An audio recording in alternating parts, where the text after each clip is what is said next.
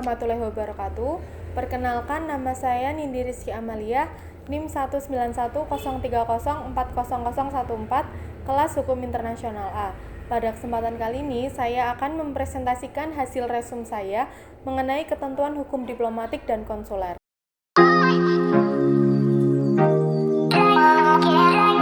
Diplomatik adalah praktek bernegosiasi oleh seseorang yang disebut diplomat yang biasanya mewakili sebuah negara atau organisasi. Kata diplomasi sendiri biasanya langsung terkait dengan diplomasi internasional yang biasanya mengurus berbagai hal seperti budaya, ekonomi, dan perdagangan. Nah, konsuler adalah pejabat diplomatik yang melakukan tugas antara dua negara yang tidak memiliki hubungan diplomatik. Konsuler biasanya hanya mengurus di bidang ekonomi, misalnya di bidang perdagangan.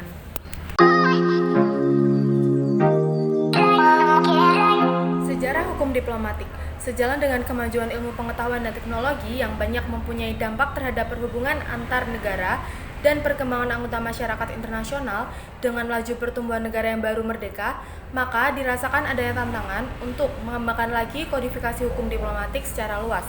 Pengembangan itu tidak saja ditujukan untuk memperbarui, tetapi juga dalam rangka melengkapi prinsip-prinsip dan ketentuan hukum diplomatik yang sudah ada.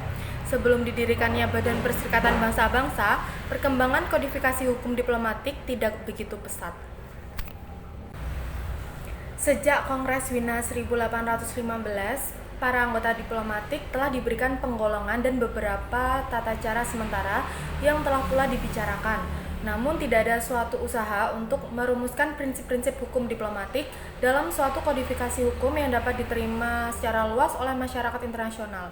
Peraturan yang telah disetujui pada waktu itu oleh Kongres hanyalah didasarkan oleh hukum kebiasaan internasional dan juga diambil dari praktek-praktek yang kemudian diberlakukan di kalangan negara-negara.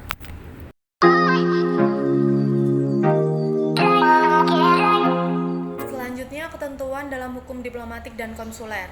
Ketentuan atau prinsip-prinsip hukum internasional yang mengatur hubungan diplomatik antar negara yang dilakukan atas dasar kesepakatan bersama. Hukum diplomatik mempunyai lingkup yang lebih luas lagi, bukan saja mencakup hubungan diplomatik antar negara, tetapi juga hubungan konsuler dan keterwakilan negara dalam hubungannya dengan organisasi-organisasi internasional yang bersifat universal.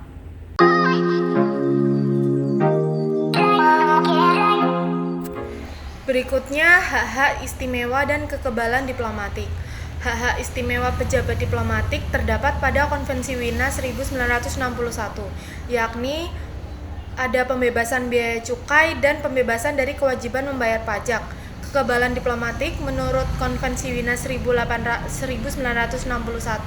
yakni ada kekebalan atas diri pribadi, kekebalan keluarga seorang pejabat diplomatik, kekebalan dari yurisdiksi sipil atau perdata dan kriminal pidana, kekebalan dan kewajiban menjadi saksi, kekebalan kantor perwakilan negara asing dan tempat kediaman wakil diplomatik, yang terakhir kekebalan korespondensi. Demikian hasil presentasi resum mengenai ketentuan hukum diplomatik dan konsuler dari saya. Ada kurang lebihnya mohon dimaafkan. Wassalamualaikum warahmatullahi wabarakatuh.